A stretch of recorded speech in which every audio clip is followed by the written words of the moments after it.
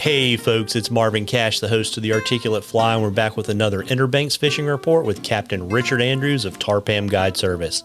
How you doing, Richard? I'm doing well. How are you, Marvin? As always, just trying to stay out of trouble. We were talking before we started recording, and your big drum bite turned on.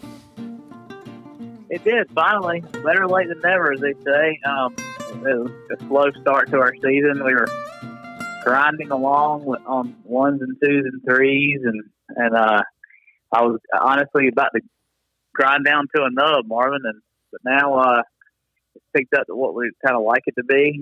Today we went 6 for 8, which is if I could sign a contract for that all season long, I would. Yeah, and so how much longer do you expect it to last before you kind of get back to your kind of more traditional inshore redfish and sea trout bite? We've seen it last typically until about the end of September. Usually when you start having these larger cold fronts, these fall cold fronts, the drum will start to head out. With this full moon we just had, there's a lot of spawning activity occurring, and they'll start to trickle out sooner than later. I have seen them hang around a little bit into October before. We caught good numbers of them as late as the third week of October.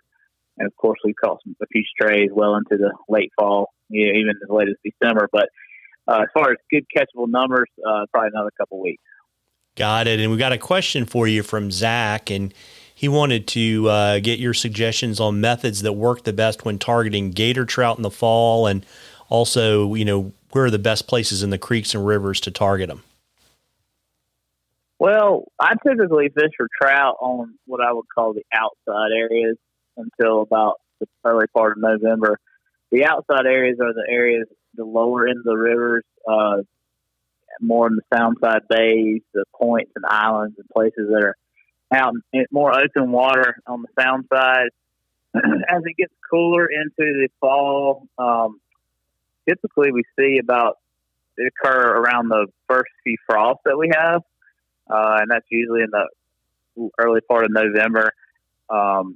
A lot of the fish will migrate up into the rivers and in the creeks kind of for the rest of the fall. So it's kind of a transition occurring in early November where they'll go from the more open water areas into the more confined areas in the creeks. And that tends to be where they want to winter, and that's where the bait goes, and so that's where they go. As far as methods for fishing, we catch them on fly throughout that time period. Doesn't change a whole lot, just mostly our location. As far as conventional gear goes, the only difference is when it gets cooler, you just have to fish slower for the trout, particularly the big trout. A slower presentation, longer pause with whatever kind of bait you're using. Sometimes having more contact closer to the bottom with your bait helps. And so the fish, as the water temperature cools, their metabolism cools, slows down rather, and they just simply won't chase a bait as much as they would when the water temperature's up in the 70s and 80s like it is now. Got it. So you were talking about being kind of more on the bottom. So does that mean you like something like a clouser and you want to fish it kind of close to the bottom, or are you looking for like a game changer that's a little bit more neutrally buoyant that you can kind of hang? I like, of course, a neutrally buoyant fly is always a good fly, particularly when it gets cooler. But I do really well also on clousers, on intermediate lines. There's some kind of flat, what I call kind of a flat sinking line. I like a line that instead of having a sink tip where the line kind of, you have a floating portion or where the line, the shooting part of the line up in the water column, and you have a sink tip. So when you strip the fly, it kind of comes up off the bottom. But I tend to find with fly fishing, that fly never sinks that much when you strip it up. You pull it up, but it never sinks as much as you think it does. So I would prefer to have a line that has a longer sinking section where you can kind of drag it more horizontally across the bottom. That presentation tends to get more bites when you're fly fishing for trout.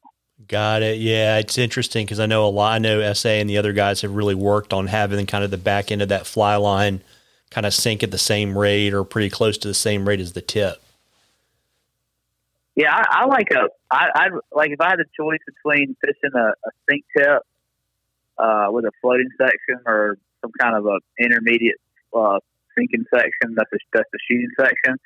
Like let's say you're fishing like an S6 or something that's a fast sinking tip, short, maybe 10 feet, with an intermediate sinking section, or perhaps a floating section. I would prefer just like a full intermediate line, like intermediate the whole way down through the shooting section into the head, because I like that line. I like that fly to be more level when it goes across the bottom.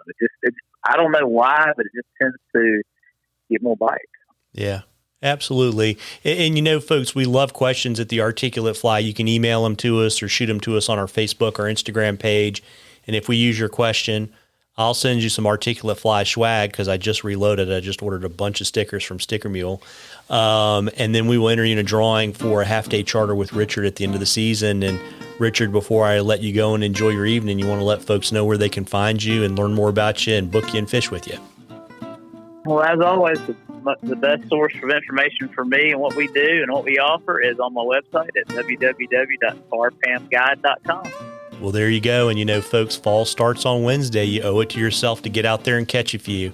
Tight lines, everybody. Tight lines, Richard. Tight lines, Marvin.